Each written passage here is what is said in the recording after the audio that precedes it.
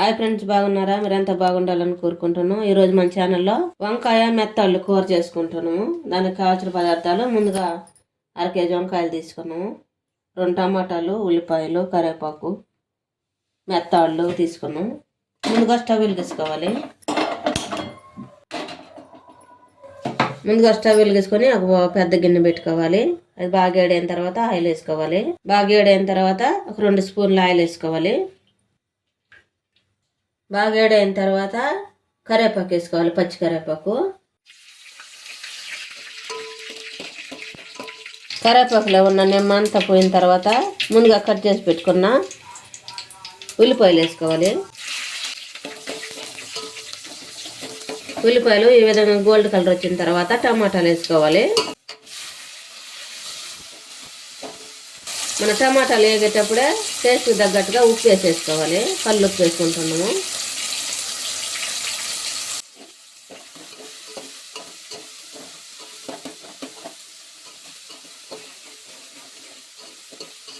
టమాటాలు ఈ విధంగా కలుపుకుంటూ ఉండాలి, లేకపోతే అడుగంటుకుంటాయి. ఈ విధంగా బాగా వేగిన తర్వాత ముందుగా మనం మెత్తళ్ళు బాగా కడిగి నానేసుకొని కడుక్కున్నాము. ఇప్పుడు ఆయిల్లో వేసేసేయాలి.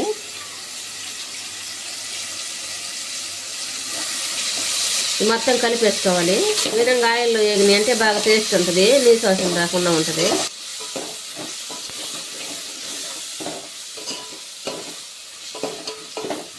టమాటాలు బాగా ఈ విధంగా వేగిన తర్వాత టమాటాలు మెత్తళ్ళు బాగా ఉడికిన తర్వాత ముందుగా కట్ చేసి పెట్టుకున్న వంకాయలు వేసుకోవాలి. ఉప్పులో వేసుకోవాలి, లేకపోతే నల్లగా వచ్చేస్తాయి. ఉప్పు నీళ్ళలో వేసేసుకోవాలి. ఇప్పుడు నీళ్ళు రాకుండా వేసుకోవాలి తాలింపులో. ఇప్పుడు మొత్తం కలుపుకోవాలి.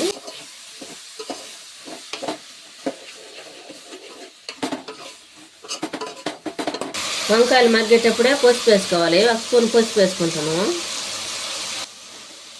1 స్పూను కారం వేసుకోవాలి. మొత్తం కలిపేసుకోవాలి.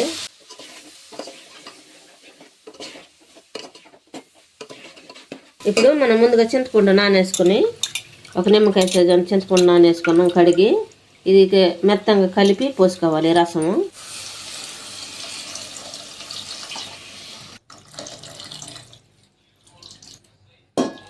మనం కలుపుకున్న చింతపండు రసం అంతా పోసేసుకొని మొత్తం కలిపేసుకోవాలి. ఈ విధంగా మొత్తం కలిపేసుకోవాలి. ఇప్పుడు మూత పెట్టి ఉడికించుకోవాలి. ఉడికిందో లేదో మూత తెచ్చి చూద్దాం. ఇప్పుడు మొత్తం కలిపేసుకోవాలి ఒకసారి. చూసారా, ఈ విధంగా చిక్కంగా రావాలి. వంకాయలు బాగా మెత్తంగా మగ్గిపోవాలి.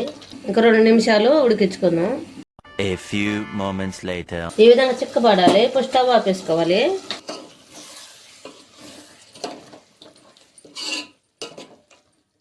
ఒక బౌల్లోకి తీసేసుకోవాలి.